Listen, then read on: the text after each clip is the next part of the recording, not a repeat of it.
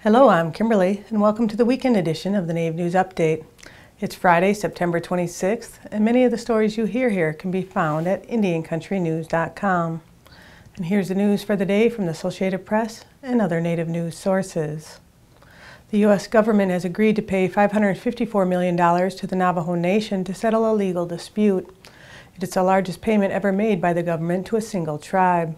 The litigation includes claims that date back more than 50 years, with the U.S. accused of mismanaging resources on tribal lands.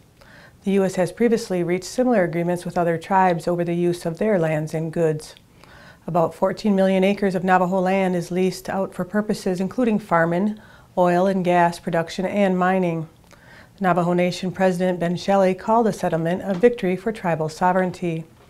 Navajo officials stressed that the settlement did not prevent the tribe from filing lawsuits over the U.S. government's future conduct or separate potential claims over water and uranium pollution.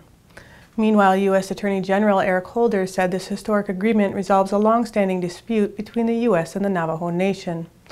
In 2012, the U.S. reached a similar settlement with 41 tribes, agreeing to pay out about $1 billion. More than 300,000 people marched through the streets of New York City on September 21st in what organizers called the largest climate change demonstration in history. The marchers were led by Indigenous groups from around the world, and organizers say many of these Indigenous people are often the first victims of climate change.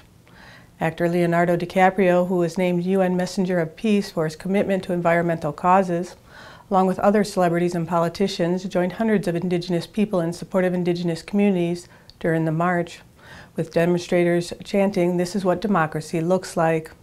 They marched along a 2-mile route from Columbus Circle down to 34th Street in Midtown Manhattan.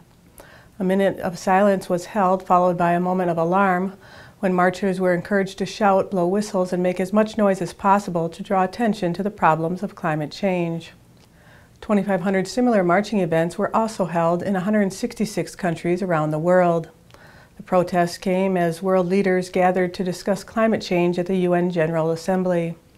The UN said 125 nations were represented, and it was the first time in 5 years that world leaders have gathered to discuss climate change. The heirs to the Rockefeller oil fortune withdrew their funds from fossil fuel investments on September 22nd, lending a symbolic boost to the $50 billion divestment campaign. With Monday's announcement, more than 800 global investors, including foundations such as the Rockefeller brothers, religious groups, healthcare organizations, cities, and universities, have pledged to withdraw a total of $50 billion from fossil fuel investments over the next 5 years. The Rockefellers' decision to cut their ties with oil lends the divestment campaign huge symbolic importance because of their family history.